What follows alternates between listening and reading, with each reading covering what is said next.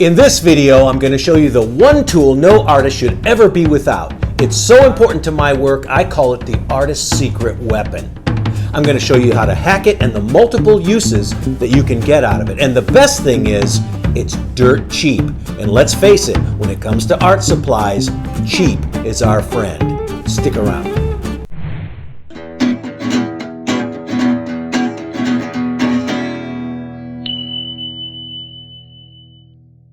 Hi, my name is James Owens, and on this channel, I'm going to share with you the tips, tricks, hacks, and history that I've learned over 35 years to help you become a better artist. Now, when I paint live at shows, there's one thing that most people ask me about while I'm painting at these shows, and that one thing is this. Now, I know what you're saying, Jim. Come on, it's just a simple ruler. We all have rulers in our studio, but let me tell you, with one easy hack that I'm going to teach you, you are going to unlock the potential of this simple ruler and turn it into the artist's secret weapon. Okay, here's what you're going to need. An 18 or 24-inch ruler, some foam core, an X-Acto knife, and some tape. You're going to want to get a wooden ruler. They don't flex much, and they've got this nice smooth metal edge. We're going to start by cutting 2 strips of foam core the width of the ruler.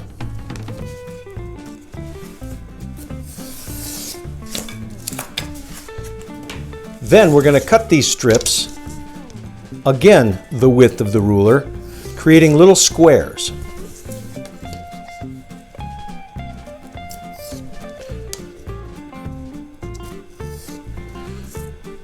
Now you just want to cut up a bunch of these .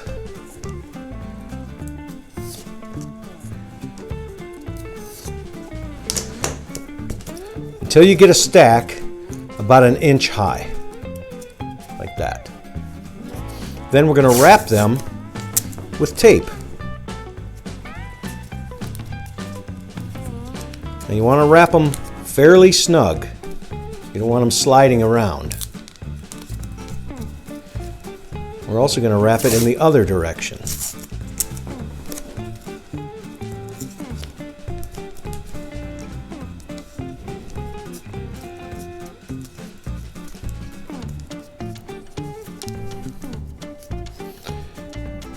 Like that.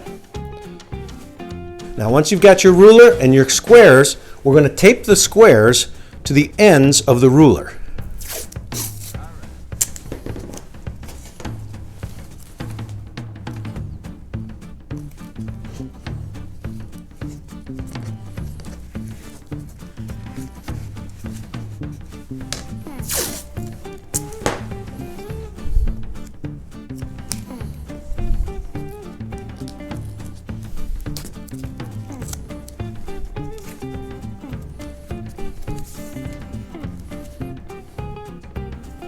Now here's where it gets fun.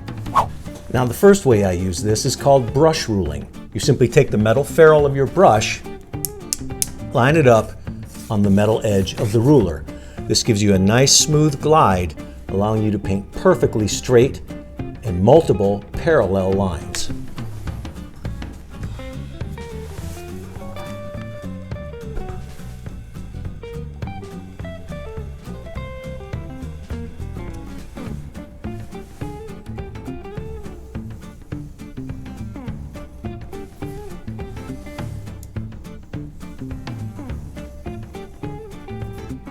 Notice I never changed the position of the ruler, I just rocked it back. Rocked it back and adjust your hand position. You can do multiple lines before you need to shift the position of the ruler. Now here's an extra bonus tip. It's not just for straight lines. Check this out. If you're careful, and you rock your hand back and forth, you can paint a pretty nice arc, and you can even repeat it. And sometimes I've even used it to paint a lot tighter arcs and large circles. But this is a very versatile technique. It's going to allow you to have a nice, steady, straight line. Hey, you know the drill. If you're getting value out of this video, hit that subscribe button and that notification bell so you won't miss any of my upcoming videos. So that tip alone is worth the price of admission. But let me show you something else cool I use it for. I use it for a maul stick. Now, most artists have heard of a maul stick. They've been in use for hundreds of years, perhaps thousands of years. A maul stick is simply a tool that allows you the ability to rest your hand and keep a steady hand while placing a brush stroke by using this as a bridge. We can lay it up here. I hold it in my left hand. I put it up against my easel, and that allows me to have a lot more control over the brush than I would if my hand was simply floating in space. Psst. Hey you, come here. Stick around to the end of the video, and I'm going to show you a bonus hack to make this even more versatile. Now the third way I use this is simply as a bridge when I'm working on flat work.